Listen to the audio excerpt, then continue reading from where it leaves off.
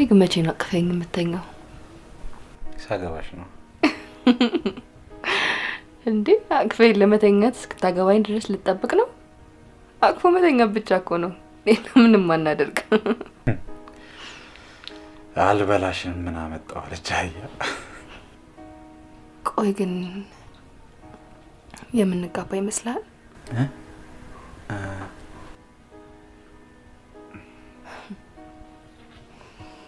አንዳንዴ በመሀላችን ያለውን ክፍተት ሁሉንም ነገር ትተን ብንጋባ ብዬ አስብና መልሼ ደግሞ እንዴት ይሆናል በሚል ሀሳብ ጠፋለሁ። ግን በቃ ሁሌም ከጎኔ መሆንን ብቻ ነው የምፈልገው። እርግጠኛ ነሽ? አዎ። ምን ነው? ምንም። እኔም ልክ እንደዚሁ ነው የማስበው። ግን ደግሞ ሁሉም ነገር ወግና ባህል አለው። ትክክለኛው ጊዜ አሁን ነው።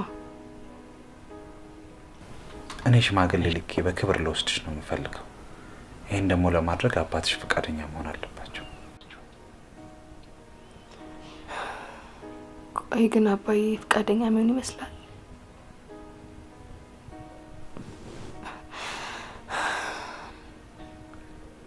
እምነት፣ ተስፋ፣ ፍቅር ጸንተው ይኖራሉ። ፍቅር ግን ከሁሉም ይበልጣል። እርግጥ ነው እያደረግን ያለነው ነገር ግዝትና ሐራም ነው። እኛም ያልታወቀን እየኖርንበት ስላለን ነው። ግን ነገሩ በጣም ከባድ ነው።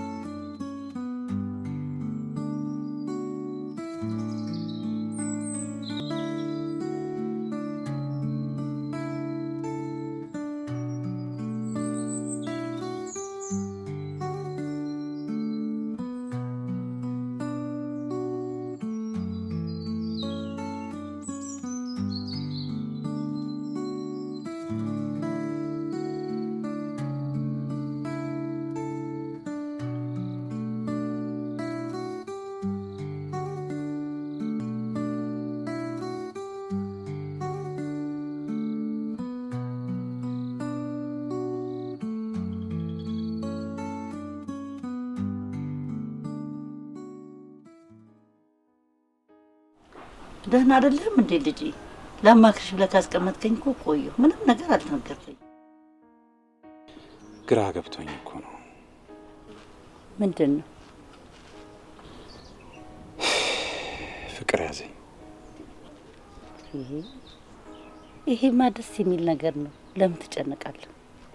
በሃይማኖት እንዴ ነው አንተ እንደዚህ ያልከው ተገርሜያለሁ። ከእህት ጋር ስትኖሩ ሃይማኖት ላይ ማለት ተቻችላችኋል እንዴ ኖራችሁት?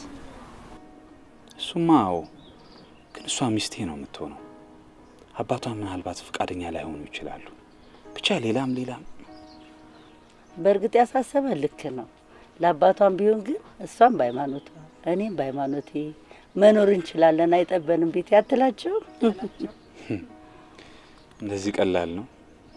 እኛ እኮ ኢትዮጵያኖች ነን። ብዙ ነገር ተቻችለን ተፈቃቅረን የምንኖር ሰዎች።